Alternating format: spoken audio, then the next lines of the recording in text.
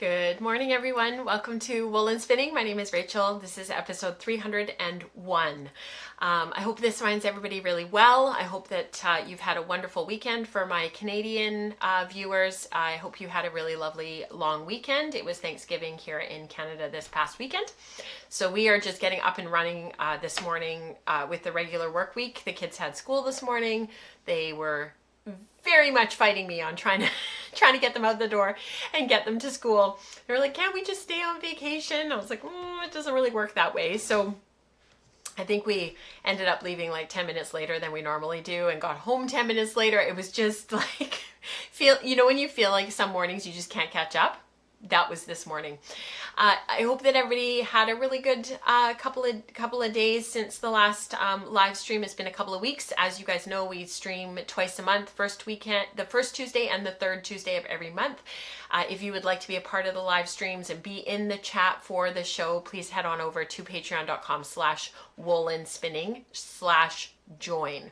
And any of the tiers on Patreon will get you access to the live stream.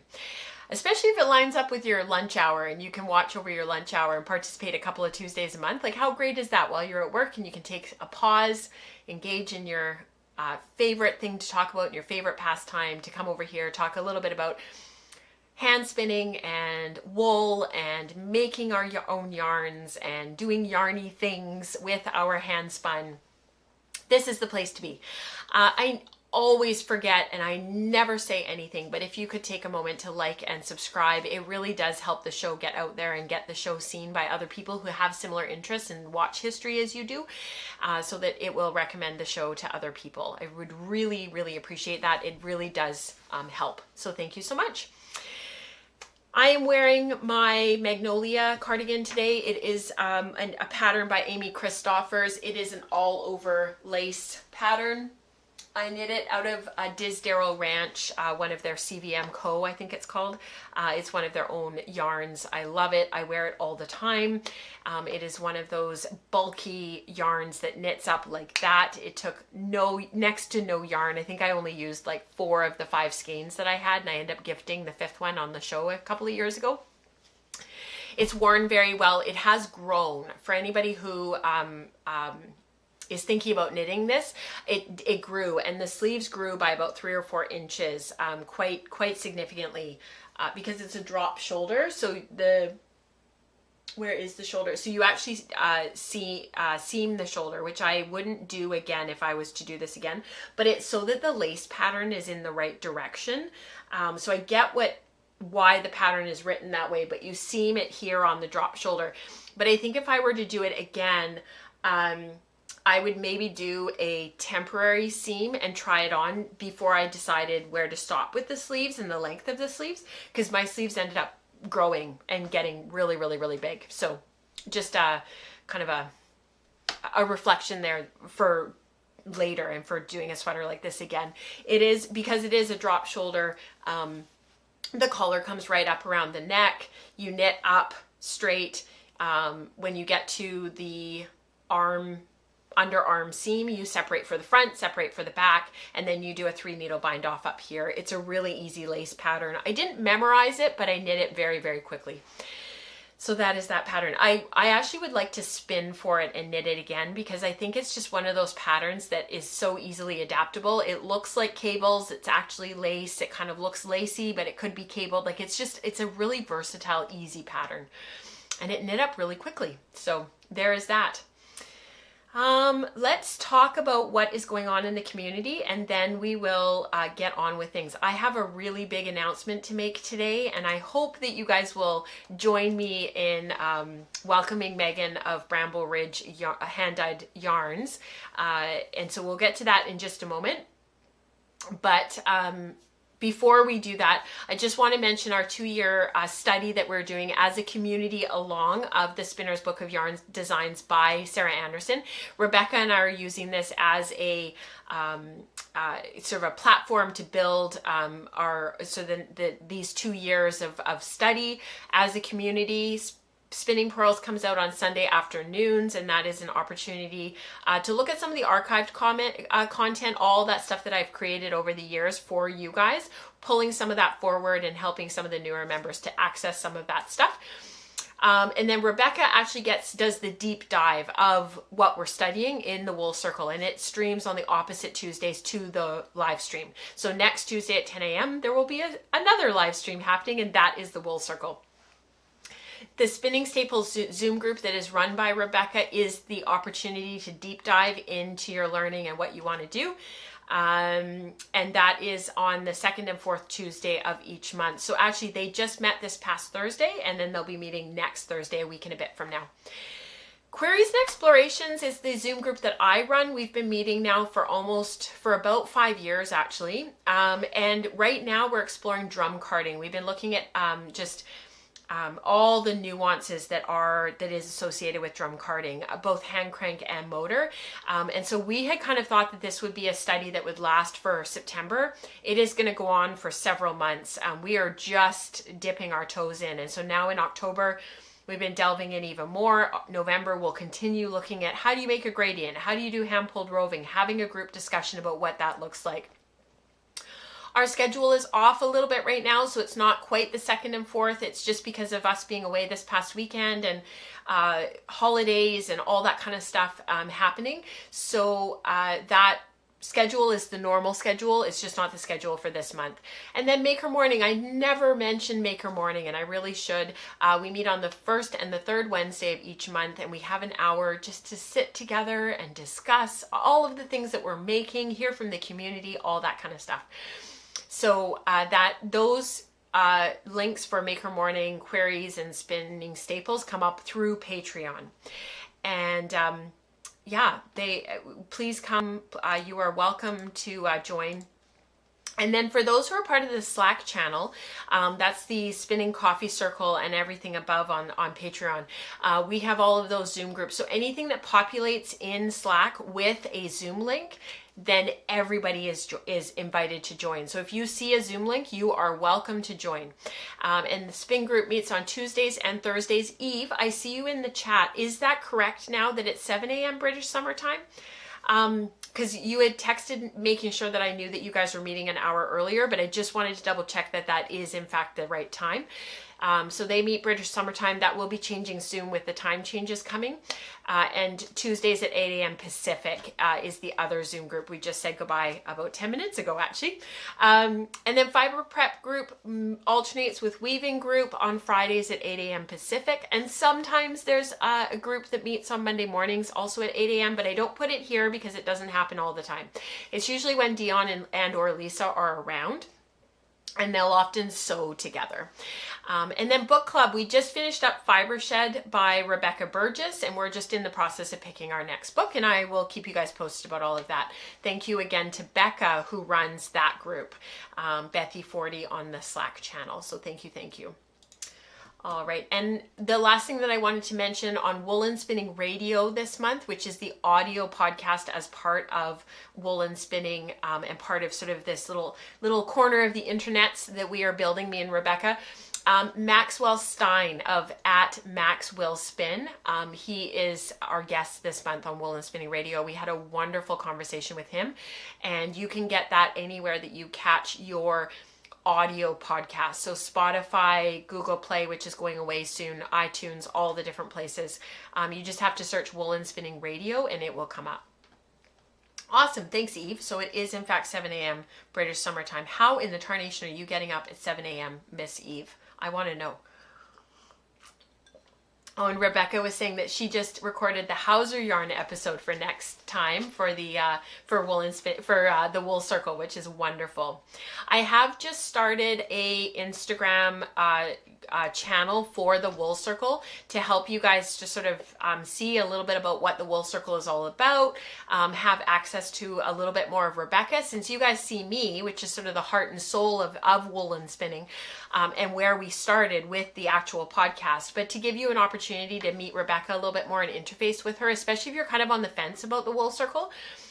you can join, you can go and follow that Instagram, and I'll be loading reels of sort of previous episodes and some of the stuff that Rebecca does. And that is at the dot, I'll put it in the chat, at the dot wool circle. And that's just in the process of being built. I haven't finished building it yet, but please go ahead and go over there and follow at the dot wool circle.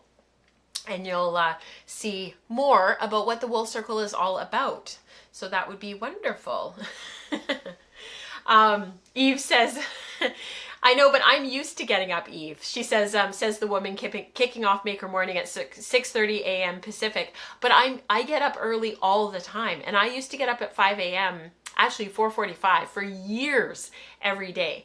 You not so much. So how are you doing it, my friend? Maybe it's copious amounts of coffee. I don't know. All right. Okay, let's talk about the announcement that I have. I am so excited. So welcome to Megan of Bramble Ridge Hand-Dyed Yarns.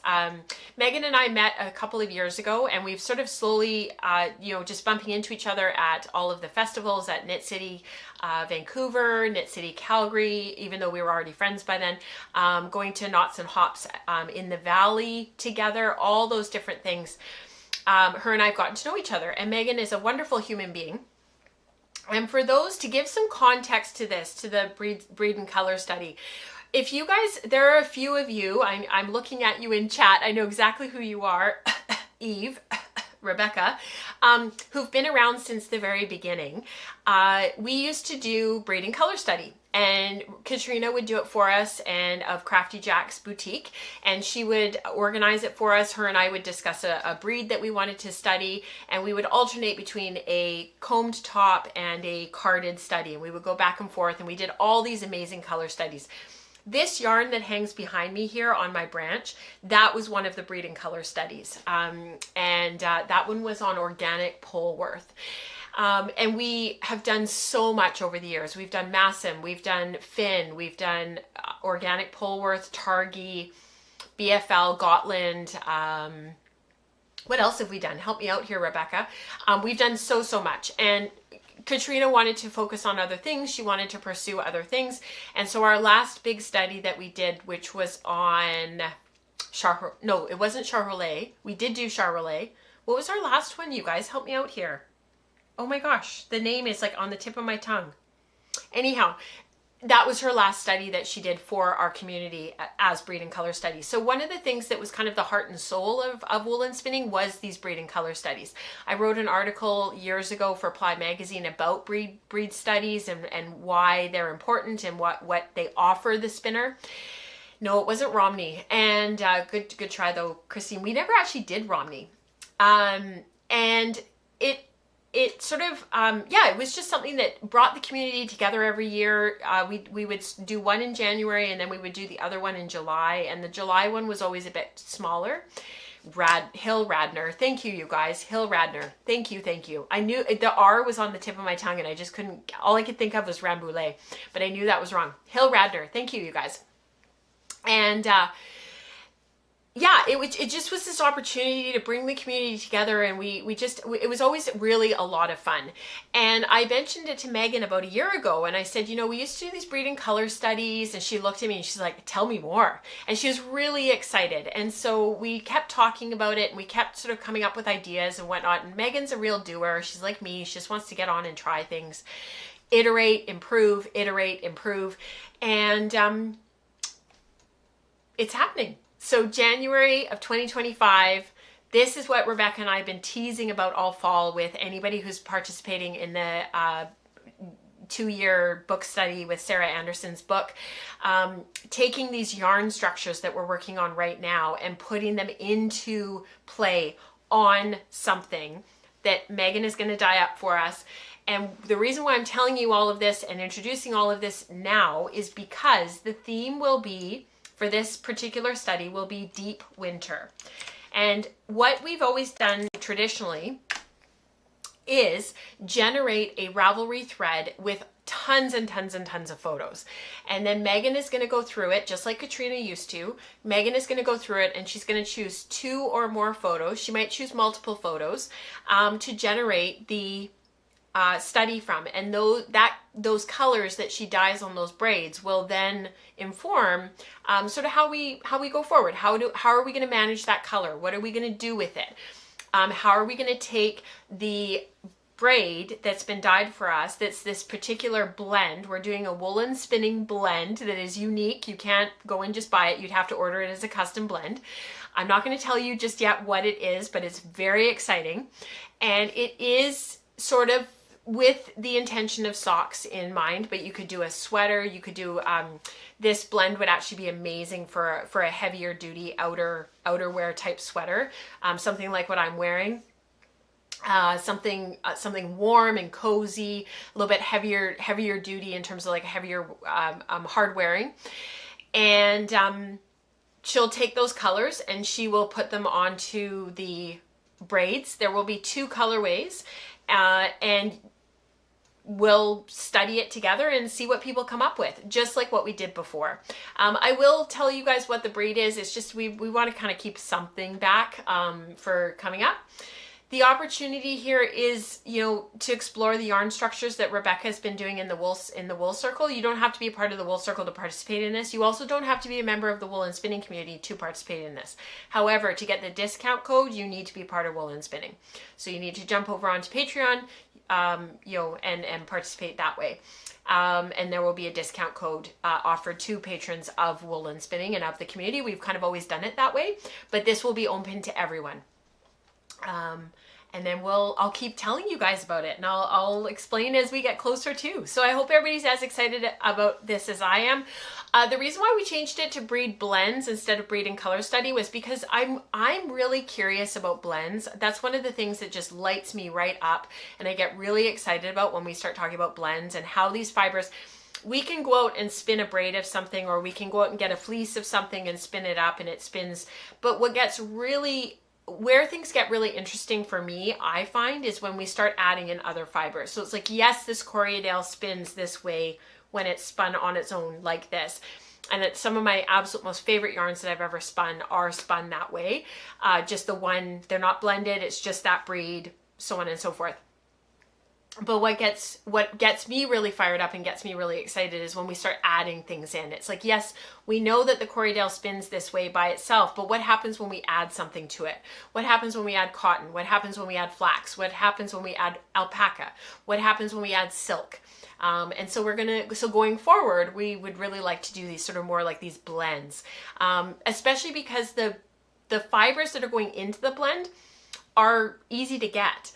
These are wools that are common. We all have them in our stash. So if you spin a little sample of it on its own and then go to spin the blend, we can then reflect as a community on how it changed when it was in the blend, how the percentages change the feel of the fiber and how it spins up and what the resulting yarn is like. So very exciting. I hope you guys will come along and play with us. And it's just really exciting to introduce Megan to the community. All right, teasing aside, let's get on with the show.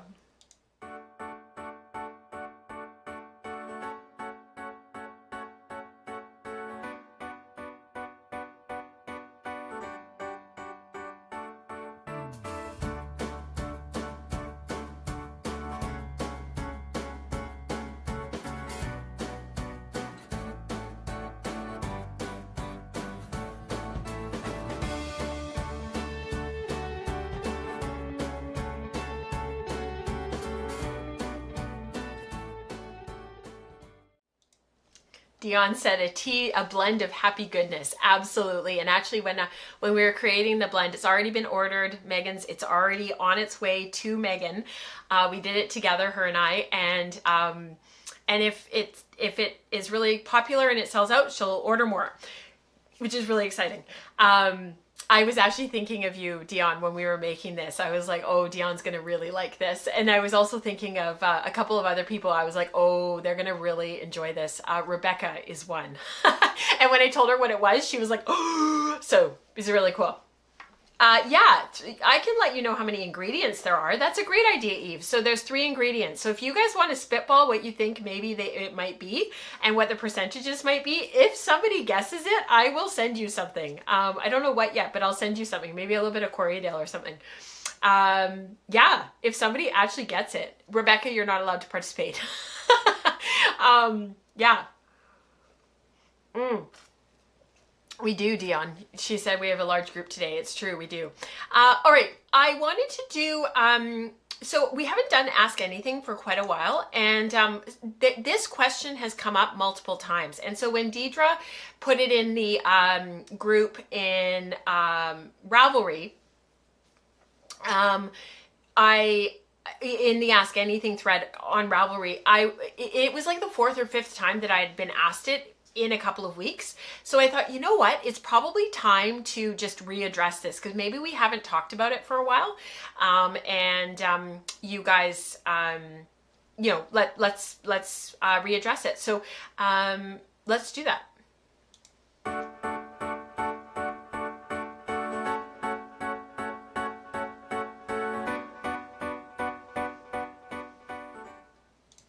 Okay, so I like doing Ask Anything. It's one of my favorite segments, because we usually get into the weeds about it a little bit. Okay, so Deidre asked this in the Ravelry group. What is the purpose or the advantage of rewinding bobbins? And then they're ready to apply, question mark. So let's talk about this. I have had this question quite a bit, like I said, over the last couple of weeks. And somebody on Ravelry, on Instagram actually reached out, and he was asking me, and I thought, you know, it's one of those things that's almost, it was discussed a lot a few years ago. And so anybody who's kind of coming into the hand spinning community recently in the last couple of years is probably kind of like, yeah, like what is this whole thing about rewinding bobbins? Because it was sort of topical a few years ago, and then it kind of, like a lot of things, it kind of faded into the background, and those of us who do rewind our bobbins sort of stopped talking about it because we were on to other things. And here we are again. So I think it's important to go back and sort of talk about some of this stuff that those of us who've been spinning for a really long time sort of assume is assumed knowledge, because those who are coming into the community, you maybe haven't heard of it, or you've heard somebody say it off the, you know, just out of the side, like just sort of, oh yeah, and then you rewind your bobbins, and then they keep on going, and it's sort of like, nope, that's too much for me at this point. I'm just learning. I'll pick that up later and learn about that later.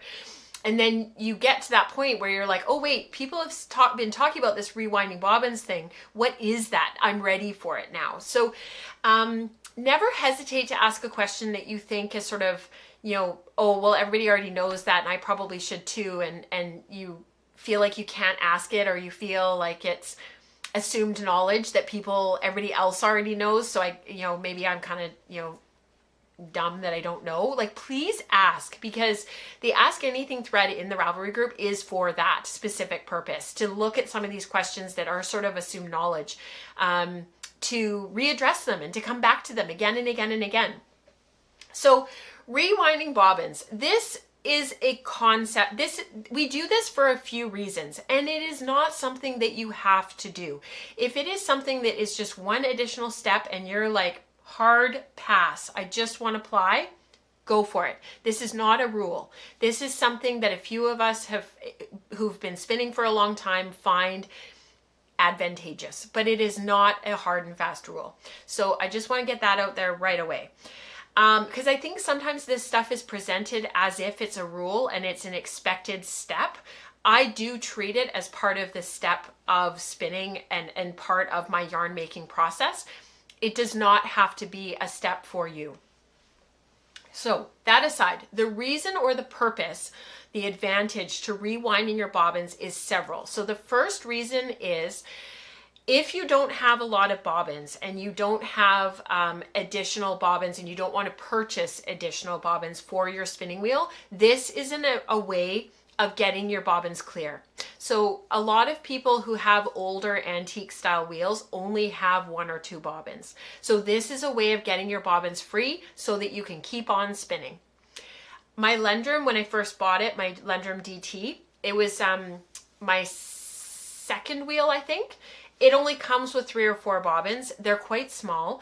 I'm not making a comment about whether or not that's a good thing or a bad thing. They just are a bit smaller. There's only 3 or 4 of them. I think there's actually only 3 that comes with that wheel. Anyhow, I would fill them up really quickly. And so once they were full, I would rewind my bobbins and get them onto storage bobbins and get my singles onto storage bobbins so that I could keep spinning. However, there are other reasons. So that's reason number 1, just it's just storage. The second reason, however, is if you are a worsted style spinner, and you are drafting either short forward, so pinch, pull forward, smooth, pinch, pull forward, smooth, or pinch, draw back, smooth, and on, so that's short backwards, or you spin like I do, pinch, pull back, smooth, pinch, pull back, smooth, pinch, pull back, smooth, and onto the bobbin. These are all worsted drafts, and we are easing the fiber, the wool or the blend or the cellulose or the camelid or the alpaca, whatever. We are easing it into a certain direction by pulling on the fibers and smoothing it and drafting it in the same direction for the entire singles. So like this photo is a really good example. This is a lot of singles. This is hundreds and hundreds and hundreds of yards of singles. This ended up, these 3 bobbins here, this CVM cotton, it's cycled now, but the CVM cotton, that ended up being a 750 yard spin. That's a lot of yardage to ease those fibers into the same direction by drafting and smoothing, drafting and smoothing. So this doesn't apply to woolen spinning, but worsted style or worsted type drafts, you're easing those fibers into the same direction. So now you've got all those singles wound onto your bobbin, and they're all wound around, and you've eased them all into that same direction. And then when you pull those singles off to then begin plying, you have 2 or 3 or 4 singles being plied, and as you ply, you're running those singles through your fingers, and you're plying along. And now all of those ends, those little fibrous ends of the wool or the cellulite or the blend, whatever it is that you're spinning, you're now pulling them up, like you're going up the fiber as you're plying and as you're smoothing. After you've just spent all that time easing those fibers in one direction, we're now plying against those fibers. And like my hair is a great example, right? I've eased them all and smoothed them all this way, and now I'm going backwards and I'm plying backwards, and look what happens to my hair. It gets all tangled up. Is this overly evident after you've plied and you skein your yarn and you've got your skein in your hand and you're looking at it? Is it overly evident and like you're going to end up with tangles and you're going to end up with all? No. It's exaggerated. I'm exaggerating for the purpose of explaining this. However, I have noticed that the quality of my yarns when I rewind to what we call the first spun end, so the end that you started with when you very first started spinning your singles, and plying in that same direction that I spun all of that yarn, for me, it creates a smoother yarn. It creates a more consistent yarn. Because the other thing, the third reason to rewind your bobbins, is that as you're rewinding, if you set your wheel up across the room from you, or your bobbin across the room if you put it on a Lazy Kate, whatever you do with your bobbins to rewind. I tend to keep it on my wheel and I just wind it off my wheel directly. As I'm rewinding those singles, all that twist from the bobbin on the wheel to the storage bobbin on my bobbin winder, I happen to have a bobbin winder because I'm a weaver, all of that twist gets just evened out. And so all of that twist kind of dissipates across those singles as it's rewinding, and it just makes it more even. So I end up with a more even singles in terms of twist distribution. I end up with a more even plied yarn because I'm smoothing in the same direction that I was spinning my singles in. Is this a hard and fast rule? Do you have to do it every time? No. When I'm doing a snack spin and I'm spinning really quickly and I just want to get it off the wheel, I do not rewind. Although I haven't not rewound in probably over a year. It's just part of my process now. So I think that I hope I haven't belabored that too much, but that would be that's the primary reason. If you're spinning in a worsted fashion and you've eased your singles, you've eased those fibers into one direction. It's almost like creating a nap or a grain. Plying them in that same direction creates a smooth yarn. Yeah. Can you speak to using a ball winder for rewinding if that's the tool you have? So the only experience that I have with that is, that's a great question, Rebecca. The only experience that I have with that is I usually only do that when I'm making a center ply ball, a center pull ball, where I'm plying from the inside and the outside. If you don't rest your singles on your bobbin before making your center pull ball or before making a plying ball on using your ball winder, the singles will get tangled. So I rest them if I'm going to do that, and I'll rest them overnight and I'll make it the second day. One thing that I've heard works very, very well for people is taking a toilet paper roll, putting that on their ball winder, and then winding their center pull ball onto the toilet paper roll. And then your singles are stored on the toilet paper roll, and you can actually put that toilet paper roll onto your Lazy Kate for plying. And then you can have multiple and you can ply off of those. That works really well. It's a very affordable way of doing it. You don't have to buy a weaving bobbin winder. You don't have to buy weaving bobbins. These are sectional bobbins from Leclerc that I use, and I happen to have a sectional setup, so I have sectional warping bobbins. If you don't have all of that, obviously we need to figure out other ways. Hand doing it and hand winding onto is fine if you've just got a sample or you've got just a small amount of yarn, but doing hundreds and hundreds and hundreds of yards of rewinding singles, you need a way of doing that. Keep your eye open for secondhand bobbin winders. They do come up. Keep your eye open for secondhand weaving bobbins, like these sectional warping bobbins. They're not that expensive to buy a pack of 10. And yeah, the toilet paper rolls work really well. I have done that a couple of times actually when we've been traveling. So I shouldn't say I've never done it, because I have done it. I just happen to have a bobbin winder, so I do tend to use that.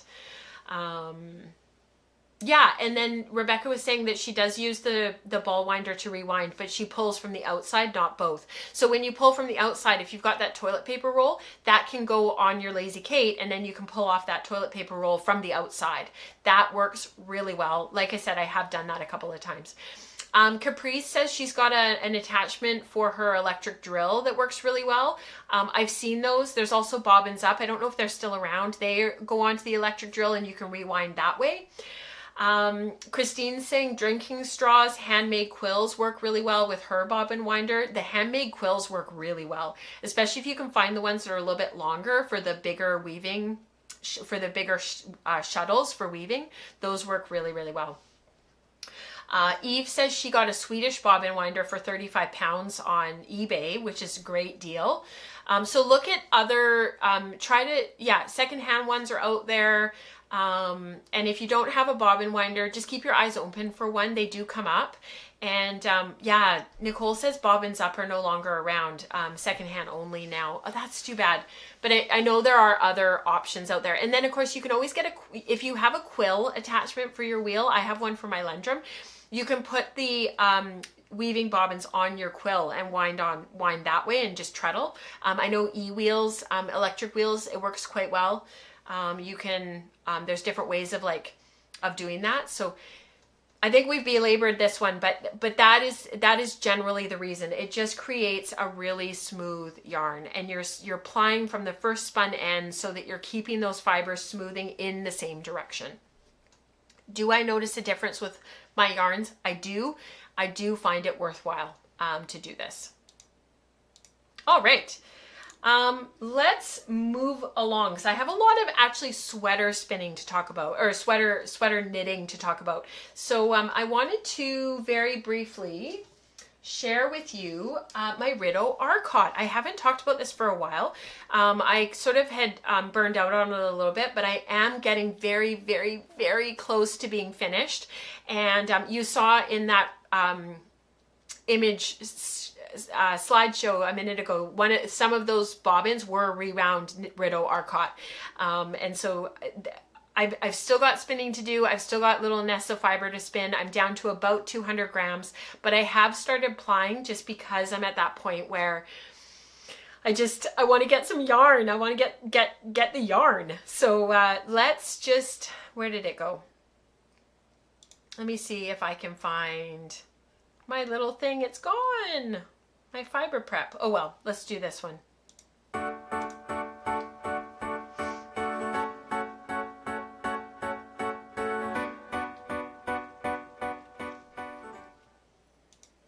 I was going to say too, I saw that people were starting to guess in the chat about what maybe, what it might be. So Eveline says she's voting for Wensleydale.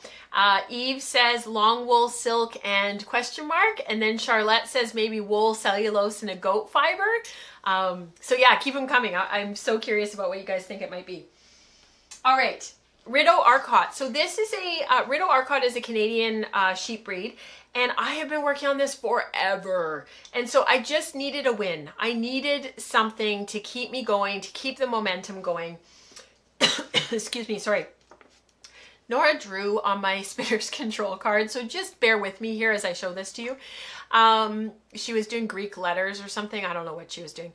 Anyhow, let me just tip this a little bit. Oh, it's hard to hold it while I'm chatting. Let me see if this works a bit better. I need to tip it that way. There we go. Something like that. Anyhow, you get the gist. So it's a Rideau-Arcott Charollais cross that was 2019 fleece. I've talked about this extensively on the podcast. I won't go belabor it too much. But what I did when I was picking the fleece, I lock popped it all own pin, picked it all own pin, got it all carded up. It's all carded now, all of the fleece. It's all done. The actual processing of the fleece is done. And I ended up doing 4 passes on the drum carder. What really ended up helping in the end actually was putting it on my electric carder. I was getting so bogged down with making my little 25 to 35 gram bats off of my hand crank that that I just put it aside in the summer until I got my electric carder, and then I finished lock popping it, picking it all open, and I threw it on the electric carder, and I got the last 300 grams done, and that's really what got my momentum back with this project, because it's a big project. I'm gonna end up with about 14 to 1600 yards of yarn, I think.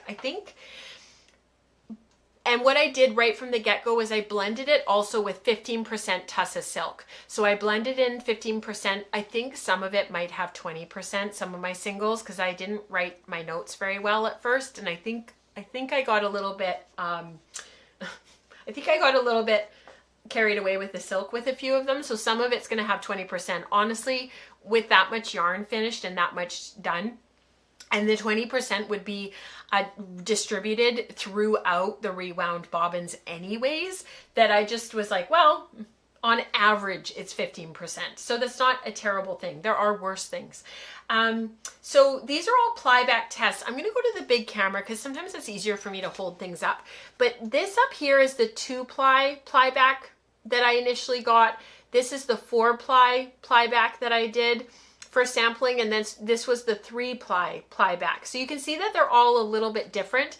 The 2-ply, and I wanted a yarn, I didn't want a really, really fine yarn. I didn't want a fingering weight. I wanted something a little bit heavier than a sport, maybe not quite as thick as a DK, but somewhere in the heavy sport, light DK range, because I'm just sick of knitting everything on 3.5 millimeter needles. And I just wanted something a little bit rounder. So the 2-ply came in at about 18 wraps per inch, and the 3-ply came in sort of somewhere between 14 and 16 wraps per inch. And we've talked about this extensively on the podcast, but when I do my wraps per inch test, I do it under a slight amount of tension, because that's closer to what the yarn is going to behave like and act like when I'm knitting. So it informs how and where I start with my needle size. So I hold the yarn under a slight amount of tension, and then I take the wraps per inch. The 4-ply came in at a solid 14 wraps per inch, and this was unwashed. So that sort of told me that with a little bit of poof factor and a little bit of washing, and the yarn, the crimp would come back into it, and it would just kind of reinvigorate, if you will. that the final would sort of be somewhere between 13 and 14 wraps per inch, probably. The Charollais is a down-like wool, and it's got a lot of poof to it. It's got sort of a slightly chalky feel. It's very downy. We did a Charollais study a few years ago, and the poof factor on it was incredible. It's got that 3D crimp that we love so much with the downs. It doesn't take color really super, it doesn't saturate like some of the other wools do, or the long wools or the superwash, but the Charollais, it has that poof and that crimp. And that's exactly what's happened. So the yarn has come out sort of around 13 wraps per inch. This is about 350 yards. I would call this a heavy sport.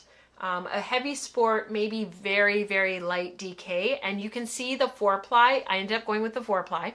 It is very round. It is so round. It's just, I am so happy with how this came out. And it's got nice bulk. When you squeeze it down, it just pops right back. Just pops right back up. It's got that real woolly, bouncy, but then if you notice with the color, with the light in behind, it's got that sheen from the silk. The reason why I ended up going with the 4-ply versus the 3-ply, so this was the 3-ply, and you guys probably can't really see a big difference between the 3-ply and the 4-ply, but honestly, the 4-ply is quite a bit rounder. It's got it has a real look and feel of more of like a commercial sweater yarn. It's just a little bit rounder. It's a little bit bulkier, just a little bit. They both have a twist angle of about 40 degrees, so very, very similar.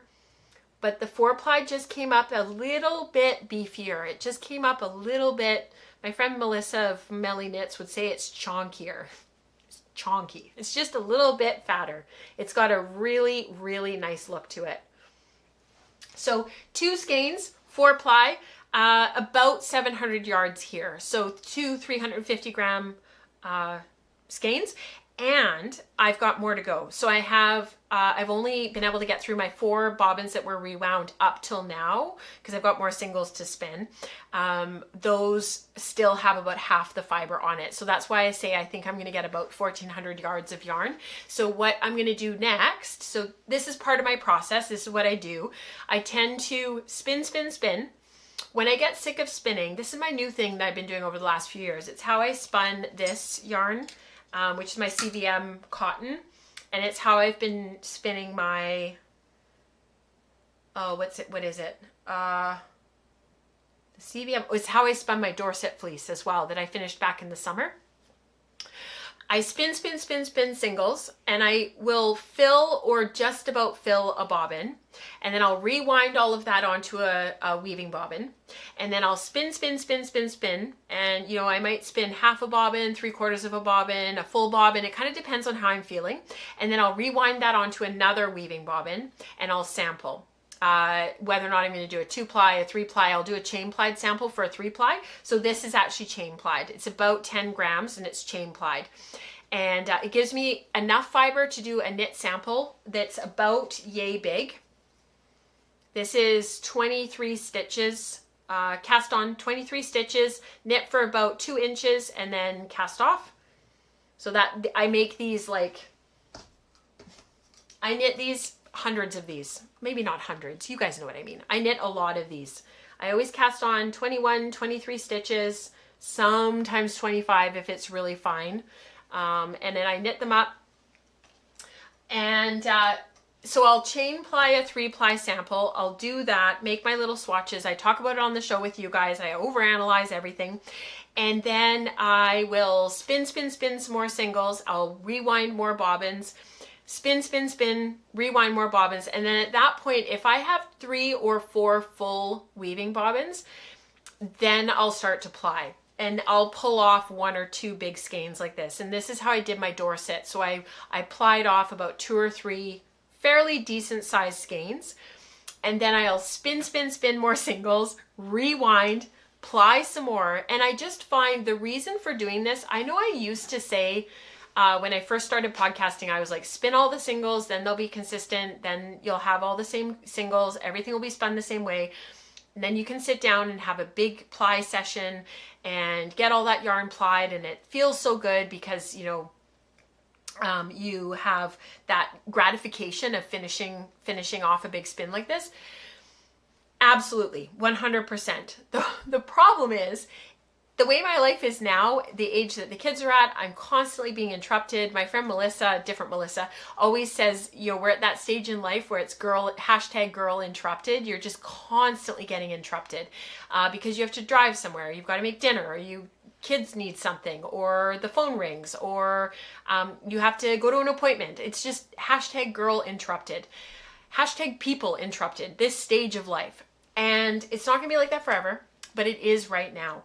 And so having these small wins, having that rewound bobbin in your hand with that label on it that says Rideau-Arcott / Charollais cross rewound September 2024, it's like a win within a huge mammoth project. And so for me, I have found that doing this kind of incremental spin a little bit, ply a little bit, wash and finish, spin a little bit, rewind, ply a little bit, it just keeps my momentum going. Yeah, I'm still like you used to be, spin it all, then ply it all. But for bigger spins, I'm trying to sample more first. Yeah, see, and I think, Rebecca, that's where the evolution of sort of our making and what works for us, like that's what worked for me before. It's not working for me now.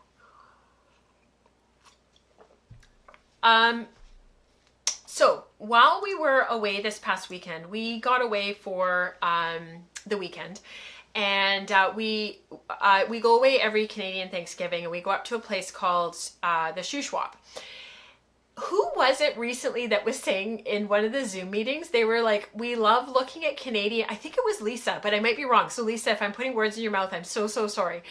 They were saying how much they love looking at a Canadian map, at the map of Canada. And anybody who's never done that, I encourage you to do that, because it's like looking at maps of like the Scandinavian countries, where the words and the names for stuff, it's like, what? How do you say that? What's that word? It's just really fun.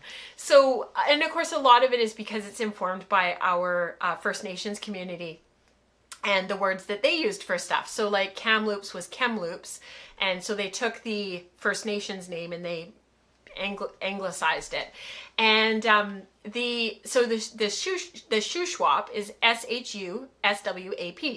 SHUSWAP, Shuswap, and it's a hard word to say, but it's this area of British Columbia. It's about 4 hours away from us, and we have to drive up that highway that I broke down on in August with Nora. So we got to show Mike and Nora or Mike and James where we broke down, and like, you know, where the tow truck came and all that kind of stuff.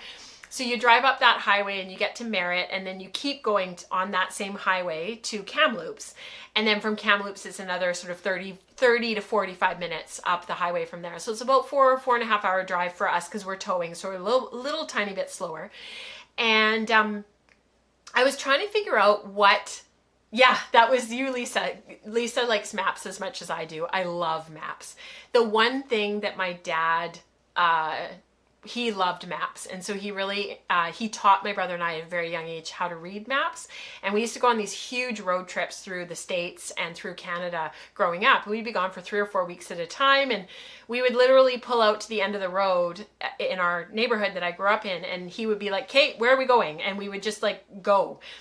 And I really appreciate that I have those memories from growing up, and part of that was looking at the map and figuring out, okay, where are we going to go? So we would end up in like Colorado and Utah and Manitoba and northern BC and all down the the Oregon coast down into California, Wyoming, Dakota. Like, that's how I've been to so much of the States.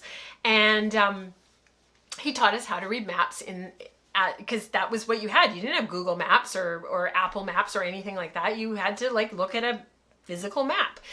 So anyhow, where was I going with this? So I was trying to plan my projects for what I was going to bring for the weekend, because we left on Wednesday morning and we came back yesterday afternoon. And I really wanted to get through my some of the lock popping that I needed to do for my Corriedale fleece. So I'm going to share with you a our trip, some photos from our trip, and then you'll be able to see some of the lock popping that I did while I was gone, and I'll share with you a little bit about that fleece once you guys have seen this. So I will see you on the other side.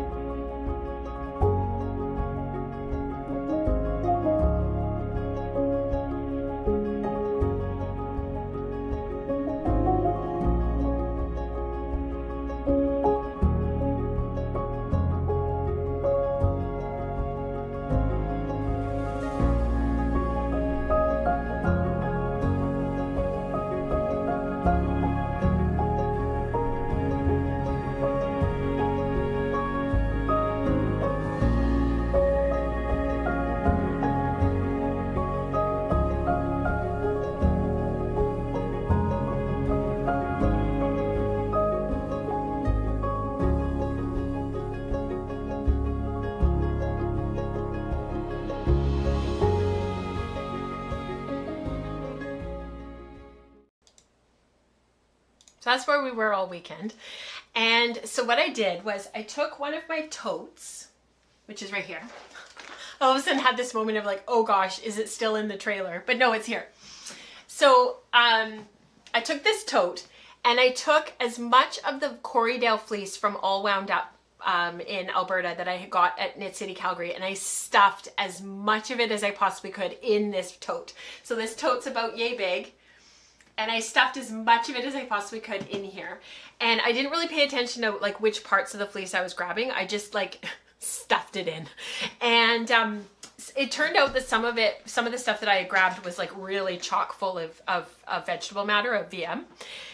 And Mike was like completely grossed out. And it was actually really quite funny. And Megan of All Wound Up, she is a large animal veterinarian. Excuse me, sorry. She's a large animal veterinarian, and but she breeds her sheep for really amazing fleece. So they are dual purpose sheep, but she breeds them for a really beautiful fleece. So she's got sea cams full. I've talked about this on the podcast before. And this particular Corriedale is sort of a medium fleece, medium diameter. And I took it all and I just like stood there at the picnic table on Friday and Saturday, and I just lock popped and lock popped and lock popped and lock popped. And this is the quality of this fleece, you guys. Oh my gosh, it is amazing. This is what's come out. It's just milky white. There's still a little bit of dust and dirt in it, but a lot of that, like the little bit of dust and dirt that you can see in there, that'll come out in carding. Like 98% is gone. Is out of it, and it's squishy. It's soft for me. Mike felt that for next to the skin for him, it would be like it would be at the top range. You can see the bounce and the spring to it. The crimp structure of this is incredible.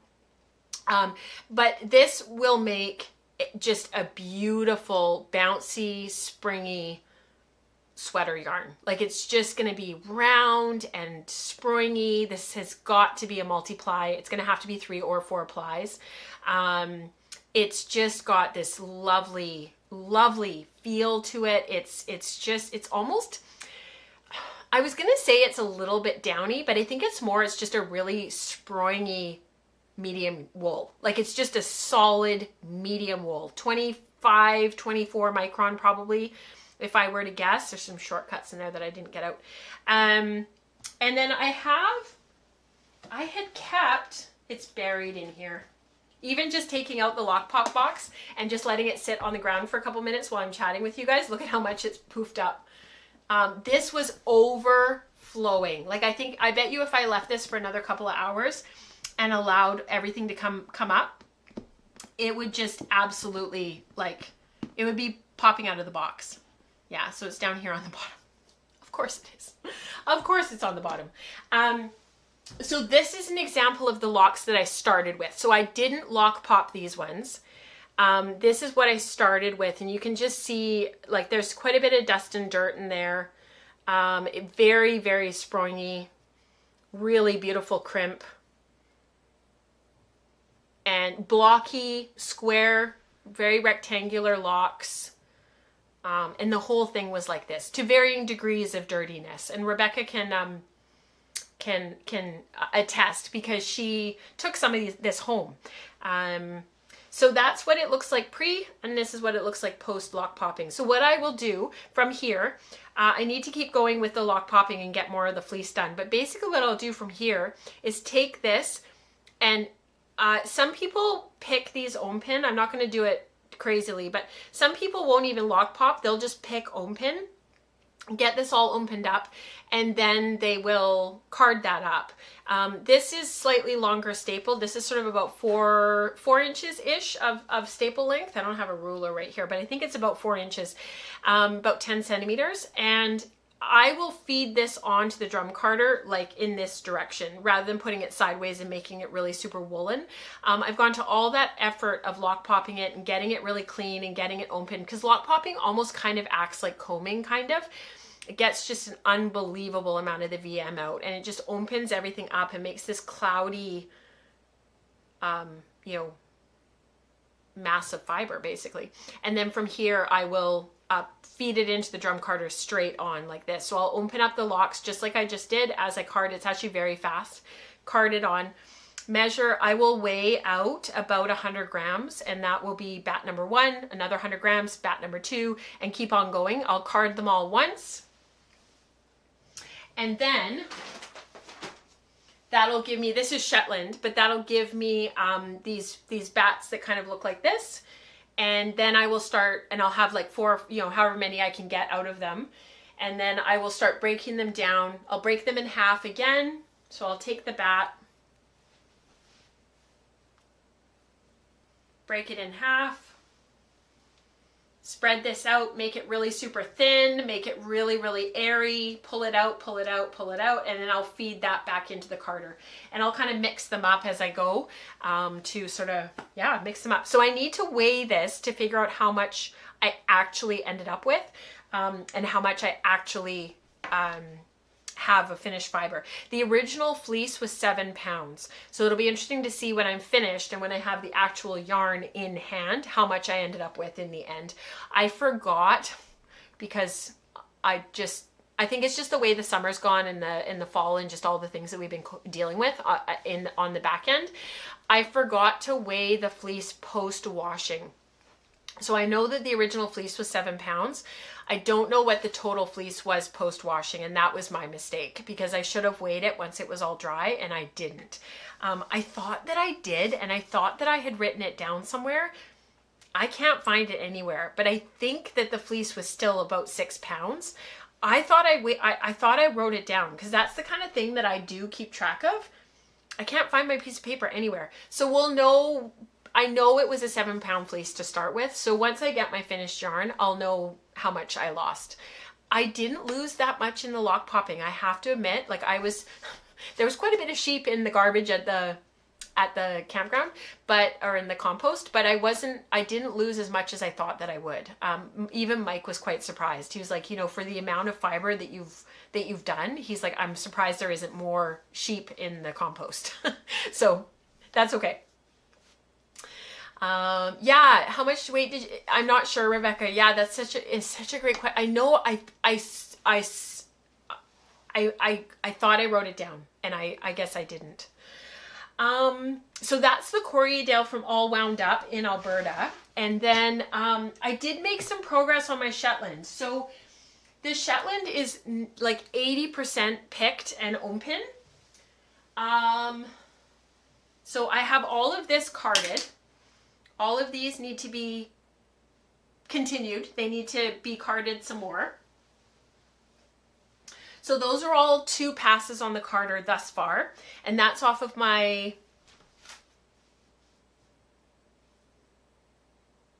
I'm actually not sure if they're off my hand crank or my motorized. I think they're off my hand crank. I think I did them on my hand crank because it was available and nobody was home to help me lift my motorized carder. My motorized carder is 50 pounds. So Mike and I are trying to figure out where in the garage we can put it that it would be there permanently, that there's a plug nearby, but our garage right now is it's all of our reno stuff, our flooring, everything that for our renovation is in the garage. So I don't have anywhere just yet that I can set up the carder permanently, but there will be a spot in the garage eventually.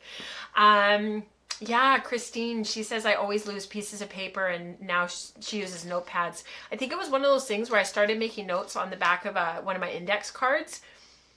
I'll have to have a look later today. It's got to be here somewhere. Anyhow, so I continued working on picking this Shetland open, and I've been working on it like in Maker Morning when I've had Zoom meetings because it's pretty mindless.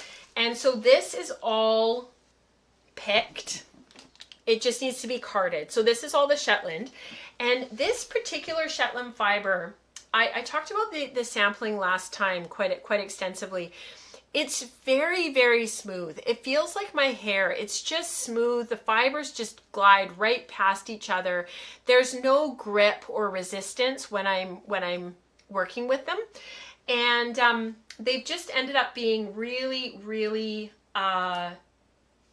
there's a second cut there, silky and smooth and almost kind of a bit hair-like. And so I think what was happening, and we've been exploring this idea in the podcast community and Maker Morning and Spin Group and whatnot over the last few weeks, sort of trying to articulate what some of this is.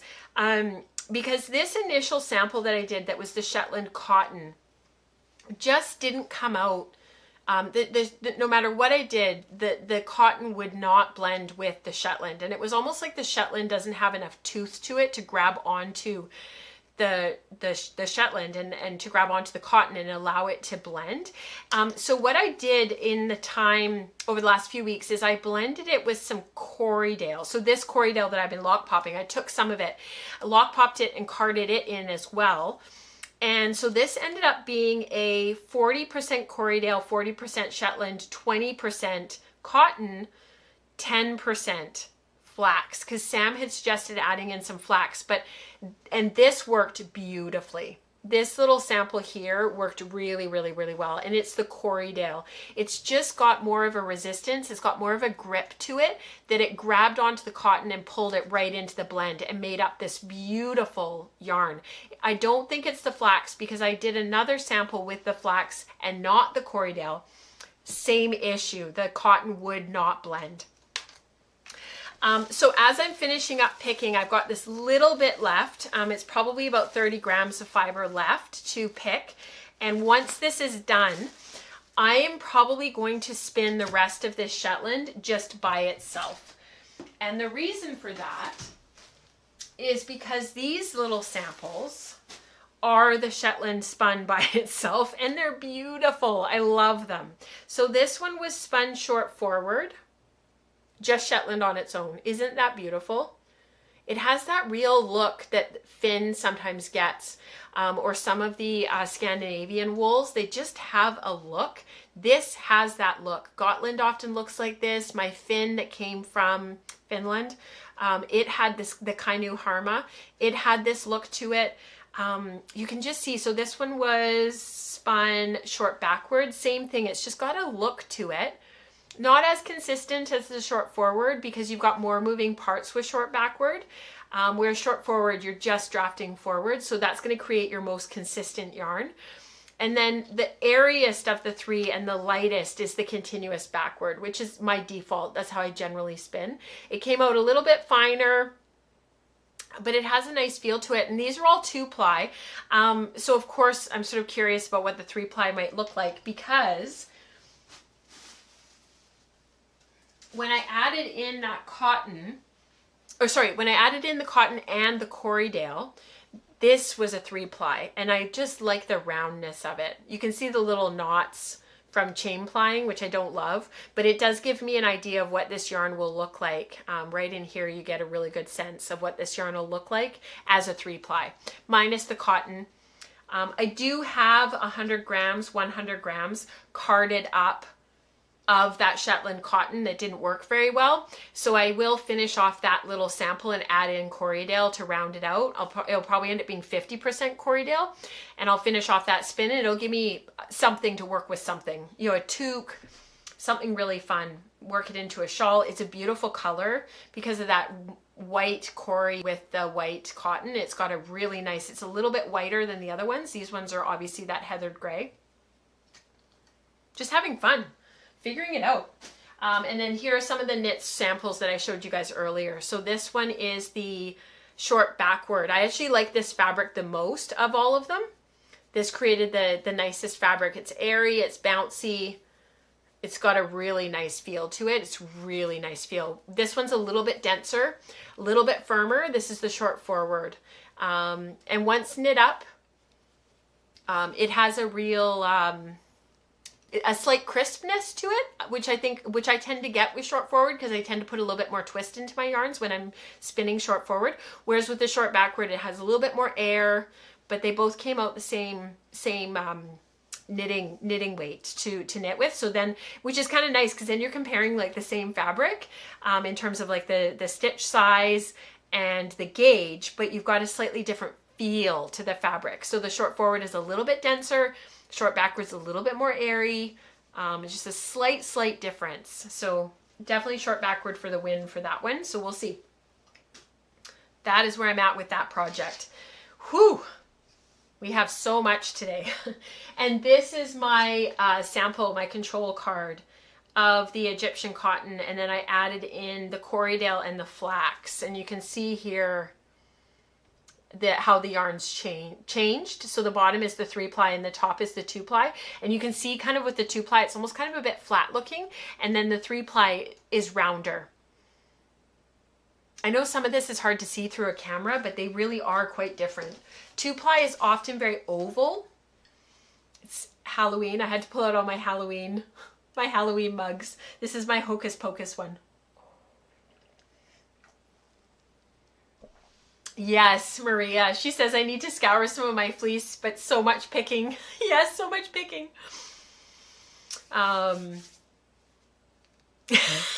Christy, you're so fun. Christine says I should wear a tracker that are in the ski suits in case I get lost in my fiber. You know what's so funny? I'm getting through it.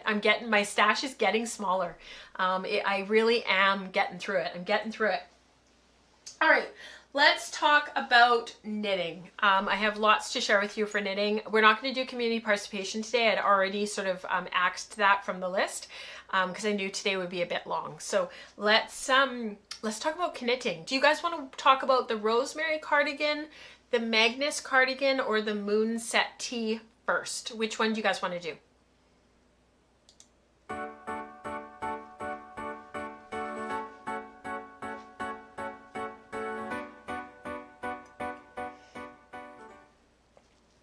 All right, I'm just waiting for you guys to tell me what you want.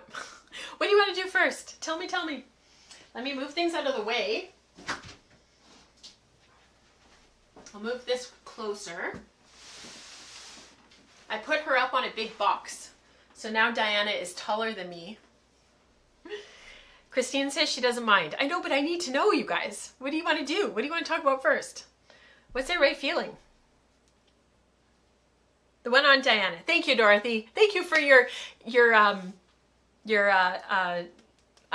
what's that word? Your decisiveness.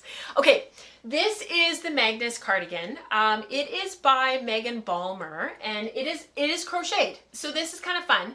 I don't have a crocheting jingle yet, but I should probably make one because it is very different from knitting. And I know some people only crochet, some people only knit, and some people do both, and I am somewhere in between because I'm just learning to crochet. So I'm learning to read a pattern. I know how to double crochet, triple crochet, single, and I know how to like single crochet, I know how to chain. The trick, and I would say it's the same with knitting, it's learning how to read a pattern. That for me has always been like where the rubber hits the road. That's when, that's where the real learning is, I think. So this is the Balmer cardigan. I saw this at Knit City in my friend Brittany's booth at Crux Fiber, and this is her Canadian unspun. So this is that unspun fiber that you can get. This was leftover from my Embers sweater. So this is actually stash, deep stash. And from Brittany, because I wanted to support her, I bought a couple of skeins of kid mohair silk in Mystery Brews and Wood Sprite. So the Wood Sprite is kind of this bright, I don't even know how to describe it. It's like this bright kind of creamy color that she's got going. It's this right here. Everything is tangled. I'm so sorry, you guys. It's from traveling yesterday. And I tried to detangle it as best as possible, but you know how just things get. So that's the Wood Sprite on the kid mohair silk. And then this is Mystery Brews. And this one I'm holding with the green. So the green unspun is this one. So it's quite peppermint, a bit primary. But holding the Mystery Brews with it, it just like, you know, desaturates it, brings it down a notch. So you start down here with the ribbing, the bottom ribbing, and then you do your double crochets and you alternate all the way up. It's a drop shoulder. I've noticed that over the last couple of years, I've made a lot of drop shoulder cardigans, and I think it's partially because the construction is quite easy. They work on me. They fit me really well. I know some people, it doesn't work on them. But I think I gravitate toward them because I like the fit. It's a bit casual. It's easy to wear. The fit is easy. It's not finicky. I do tend to gravitate towards the drop shoulder. And then from there, once I got this finished and I got everything seamed up here, got the back done. I'll show you guys the back. It is a big cardigan, you guys. It's a lot of fabric. Once I did all this, I did this over the weekend, finished this all up. It's thick too. It's like this, but it's even thicker. It's going to be like a house coat kind of a coat kind of thing. It's just, and I shortened it. The length is 20, I think it's almost 30 inches for the length for the body, and I shortened it down to 20, and it's still really long. It's a big cardigan. And I was really curious to see how this would work out and what this would look like. I was so excited. That was a big motivator to finishing the body of the cardigan because I wanted to get this done. And I really like how this front ribbing came out. It's single crochet, and I really like what it looks like. It also kind of cinches everything up, holds everything in place. And then while we were playing our board games over the weekend, I started the first sleeve. So I have started the first sleeve. This is very finicky. So finicky. So I'm a little bit, I got this done in one evening. There you go. You can see it there. Coming out really nicely. And a little bit tight around the cuff. I think it's meant to be like that because it's kind of got like the bell sleeve a little bit. And I don't have to knit it super long. I think it only has to be 16 inches or something. So it's not too bad. I just, you know, I'll just work my way through it as I can. This project is incredibly difficult to take with me anywhere because these unspun skeins, cakes, are so big. So I really have to work on it when I'm like sitting somewhere, mostly at home. And so it's just a background project. I've just been working on it quietly in the background. And that's part of the reason why I haven't talked about it a ton. So that's really good progress. I can show you guys what it looks like on. It is big in terms of like being a really bulky outer jacket kind of a thing. And it does have pockets. So the pockets will go on at the front. You can't see it, how far it comes down, but it comes down about mid-thigh. And you can see how long that is. So it's going to be really like a coat, like a house coat, kind of a robe kind of a feel to it. I am looking forward to having this done. I've been working on it since August. I thought it would be really fast because of the crochet, but the unspun, because it breaks and you have to be really gentle with it, it's ended up being a bit of a labor of love. So that's okay. I can handle that. All right, this is my Rosemary cardigan. This is by Amy Christoffers, one of my favorite knitwear designers. And I actually made really good progress on this over the weekend. I'm really pleased with this. I put it on in the trailer just to make sure when I separated for the body that I was on the right track. This is Deep Stash Disdero. It's their Row Ram, which is a Romney, kind of a toothy, It's not a singles, it's a very, very low twist 2-ply. So a bit lopey-ish. So this is going to come forward here. So you've got your buttonhole here. Isn't that cool? It's really bulky. It makes me think of some of the early knits from like when Ravelry was first brand new and first starting. But it has a really, it's got a really nice cozy feel. It's totally oversized. It's meant to be at least 10 to 15 inches too big. I think mine's actually even maybe a little bit bigger. And I just have to be careful with my stitches here. But this ended up being just, it's a fun knit. It has 4 buttonholes, so there's, I'm at the point where I need to make another buttonhole, and then it's got 2 more, so it'll come down to about here-ish. It's meant to be cropped, it's meant to be sort of oversized, big shawl collar, high-waisted jeans or a dress underneath, or maybe a high-waisted skirt. I think it's just going to be a really fun sweater. My only concern is it is coming out quite large. I am a bit concerned that I'm going to run out of yarn. I think I need 1 more skein. I think I'm going to need 5 skeins, or 6 skeins, not 5. So I need to email Lori and see if I can get another one. It's one of their yarns that they do all the time. But I think I'm going to be short. So I do need to contact Lori and see about getting 1 more. So I'll just turn her here so you can see. Yeah, just really like oversized fun. It'll use up the yarn. It's just cozy. This is really cozy. I put it on in the trailer and I was like, oh, I wish I had this done, because it wasn't super warm. It was a high of whatever this is in Fahrenheit. It was between 16 and 17 degrees Celsius every day, and so it was still like heavy fleece, heavy sweater, toques in the morning, toques in the evening, mittens in the morning to go out for our walks, definitely pants. It was, you know, it's not super, super, super warm. And it never gets really hot there because there's so many trees and there's such dense tree cover that you just can't get, like, it just doesn't get really, really super hot. So on Sunday it was a high of 19, but it still felt like 14, 15 degrees Celsius. The designer Dorothy for the Rosemary is Amy Christoffers. So this final sweater that I wanted to mention, so this poor yarn has been through so much. I don't think I have a photo of it, but I will double check.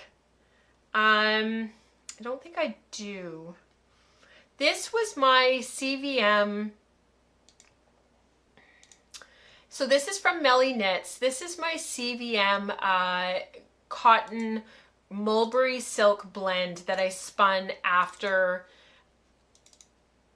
Knit City Calgary. So I got home with Rebecca and I started spinning right away. And this was the final yarn. So I rewound it. And this was the final yarn. I'm going to cover up for just a minute, but that's okay. I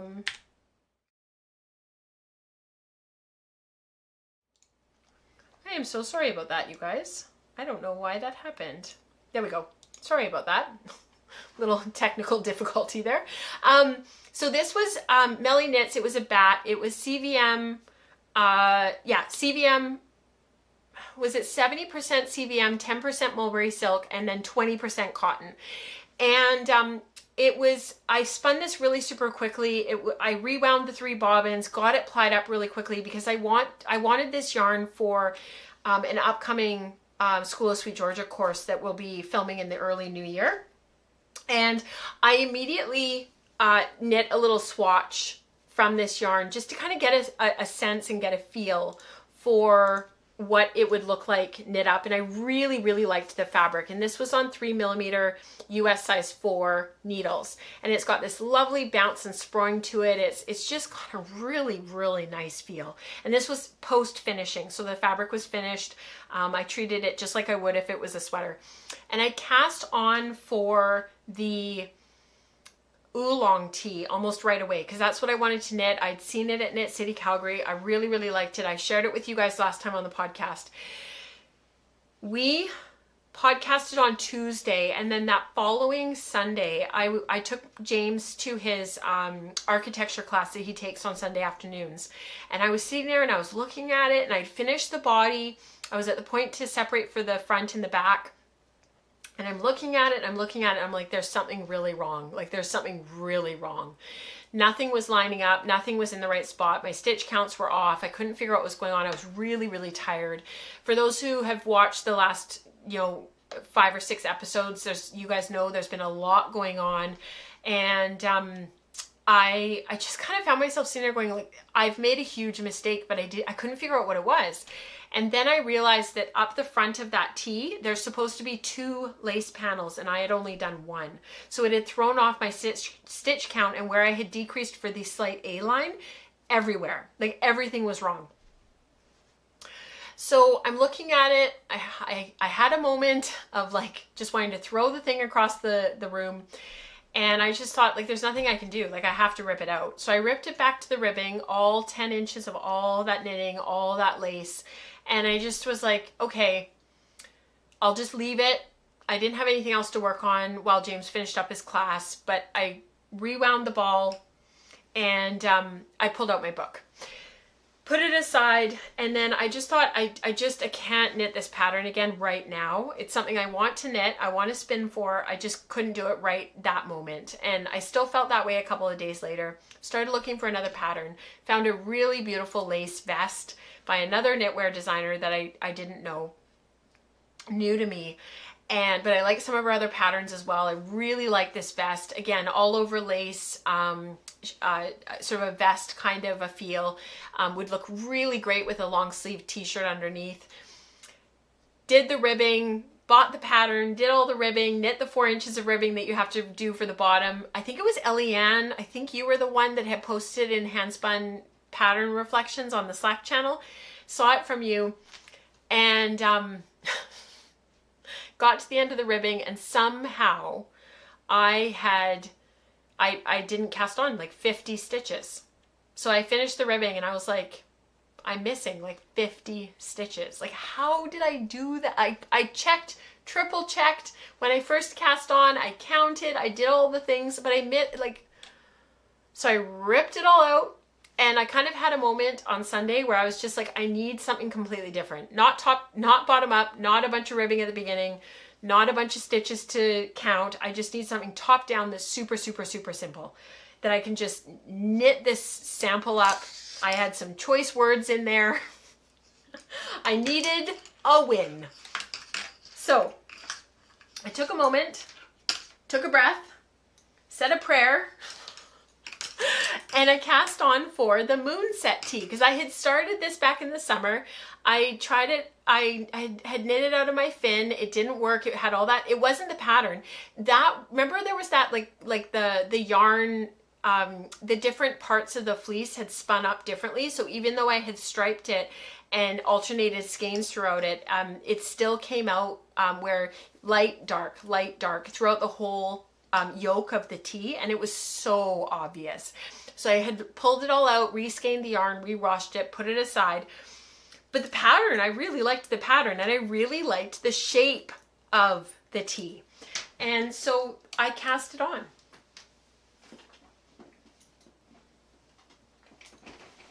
So this is where I'm at. I started this on Sunday night. We played a lot of board games over the course of the weekend. Right now we're playing a game called Adventure Tactics. It's a tabletop game. It's excellent if you've got kids. It's a wonderful game. And I am on this front here. So this is actually done. I don't think it's sitting properly on the dress form. I think it needs to come forward a little bit. There we go. So this comes forward like this. This is the back. This is a bit longer. So I've knit this construction by her before. So this is the Moonset Tee by Hayley Smedley, or Ozetta, O-Z-E-T-T-A, on Ravelry. And I can't remember her Instagram handle. Does anybody remember what she is on Instagram? I can't remember. It's just escaping me at the moment. Anyhow, you cast on at the back. Let me spin Diana so you guys can see. You cast on at the back and you do short rows to build the back yoke, and then you knit straight, and that creates the back yoke. And this is meant to sit further back so that it fits properly across the back neck. And my capstone for the Year of Color used this construction, but in one of her other patterns. So I know that it fits me really well. I really like the short rows and how the drop it gives you the drop shoulder. It has a slightly tighter fit than just a plain drop shoulder like this does. It's a little bit bulkier and a little bit bigger. And then you provisionally cast on, knit, and then you pick up stitches and knit down the front. And that's where I'm at right now, where these stitches are on hold for now. And then you do the same on the other side, and that's where I am right now. So this is last night's board game knitting, and this is all yesterday driving home, 4 hours knitting. And once these increases are done, this creates a V-neck, and these come together and overlap, and you knit the ribbing together, and then you start working in the round. So these are going to be knit straight on their own for a little bit, and then they'll be closed off, and then you knit a little bit further, and then you attach the whole thing and work in the round. So that this front comes together down here, and then you knit a bit more to create length in the front yoke to allow for the bust. And then you attach and work in the round. So it's like it's just a really lovely construction. My gauge, let's talk about my gauge. So my gauge, the pattern gauge is 26 stitches over 4 inches, and my gauge is 23 stitches over 4 inches. So when I started doing all the numbers for it all, and I started looking at what my gauge was and adjusting my size in the pattern, I actually was coming up with the same numbers for the smallest size in the pattern. So the numbers were the same, even though my size was a bit bigger, because of my bigger gauge. So fewer stitches over 4 inches.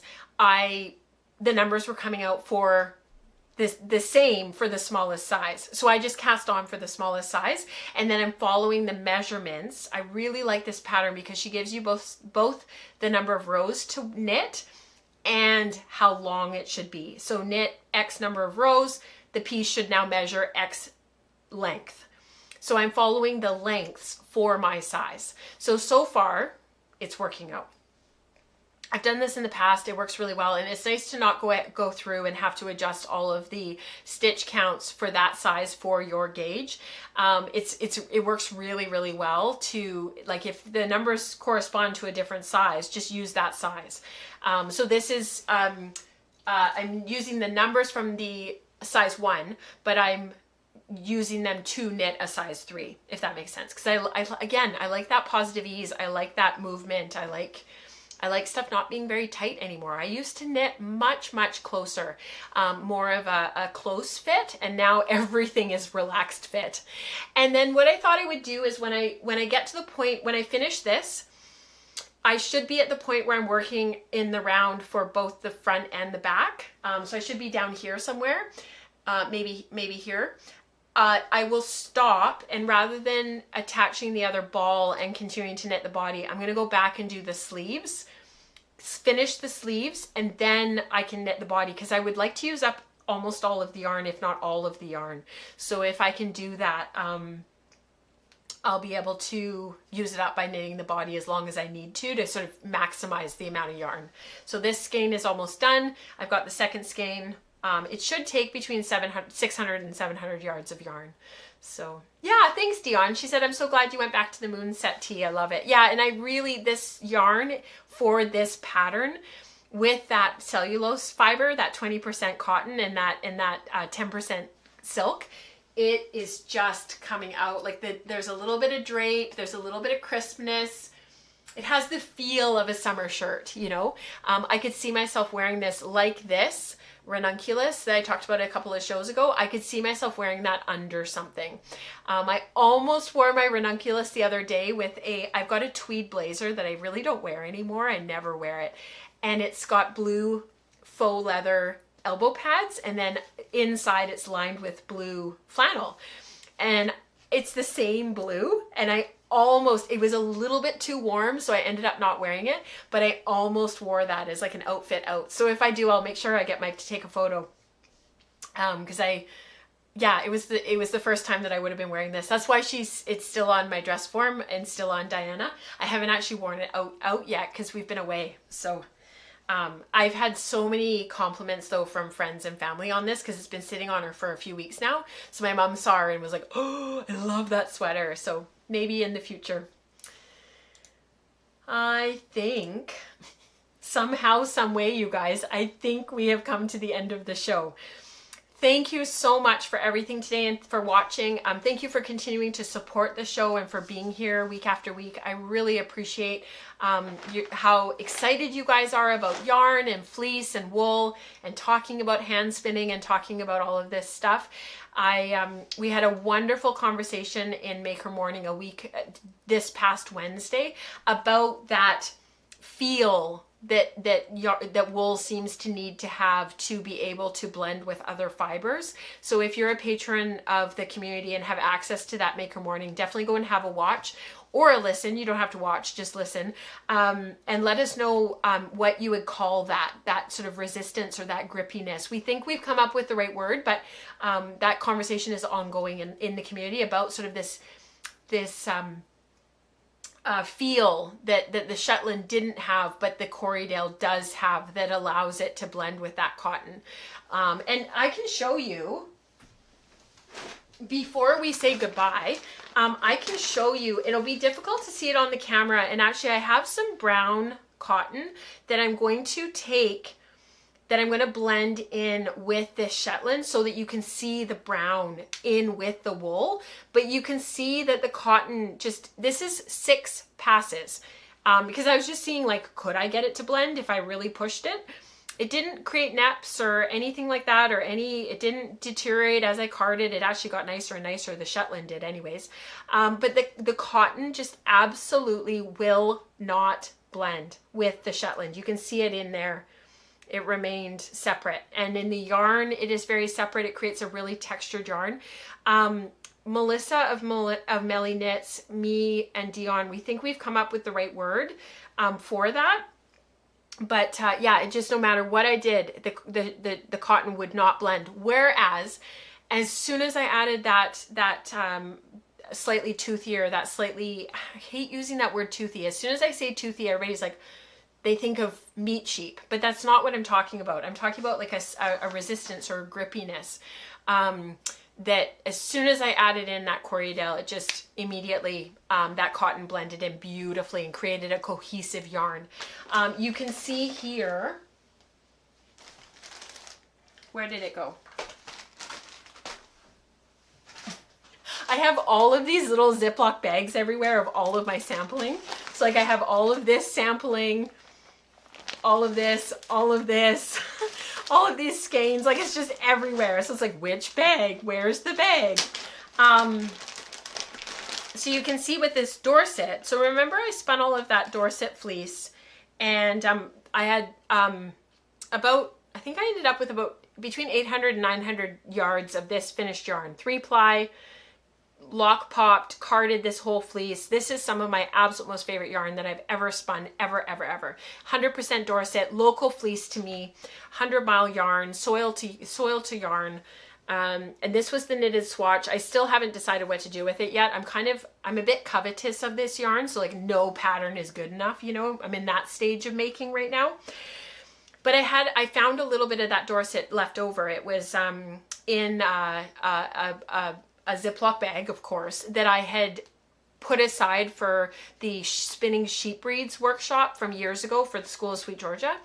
And I found it, and I was like, oh, there's like another bunch of fiber here. So I spun that up for the Ply Magazine article that I'm working on, but I also had a little bit left over. So I blended that with some brown cotton. So that's this little sample, which I've talked about this on the show before.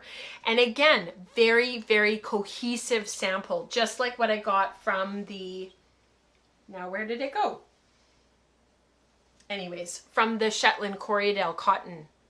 And this created this amazing little sample of Dorset Corriedale, Dorset cotton.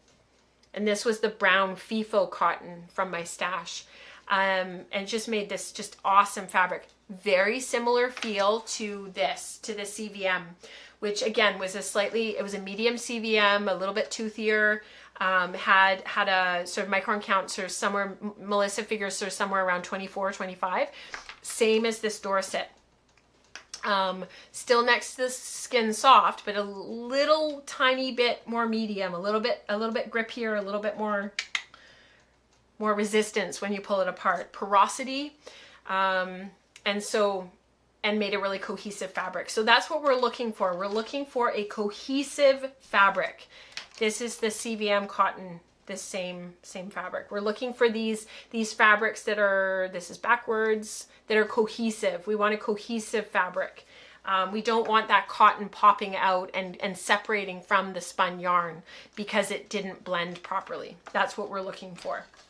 So you have your assignment should you choose to accept. All right. Yes, Dion says your ply article is a course worth of samples. Dion, thank you for saying that. There are 12 samples, 12 knit samples. No, that's not true. 9 knit samples and 2 woven samples, and then all of the spun samples. And I won't spoiler it. It's been another labor of love. That seems to be the theme this summer. Everything is a labor of love. Yes, labor of love. Yes. So yeah, Dion and I talked about the clumps, those cotton clumps. She's had it in some of the stuff that she's done as well. She works a lot with blends as well. So yeah. All right. I feel like it's oh, Lisa, yes, I feel like it's a new wonderful era in a woman's life when she decides that her comfort is more important than what other people want or think about how your clothes fit. Yes. Christine says, abso-flippin'-lutely. Absolutely. I feel like when I first started the podcast and I was knitting a lot of sweaters, this is getting wordy, so I will sign off in a moment. But when I first started knitting sweaters, I felt like there was a little bit of pressure. I don't know if that's the right word, but there was sort of this pressure that maybe I put on myself to knit garments that were really well fitted, that were almost kind of a bit tailored, that really showed off that, like, the skill of knitting, that you could create sweaters that weren't just boxy, ill-fitting sweaters.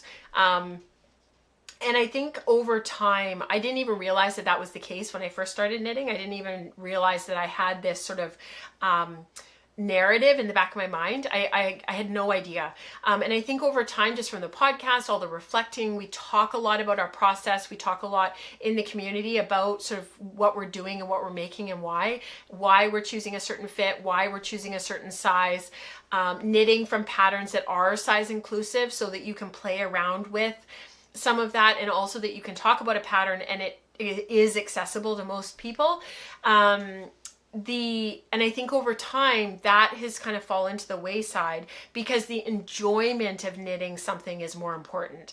And if the fit comes out a little bit baggier than I wanted, I'm okay with that. And as I did that, and as that happened, I found that I wore my stuff more because it was more comfortable to wear.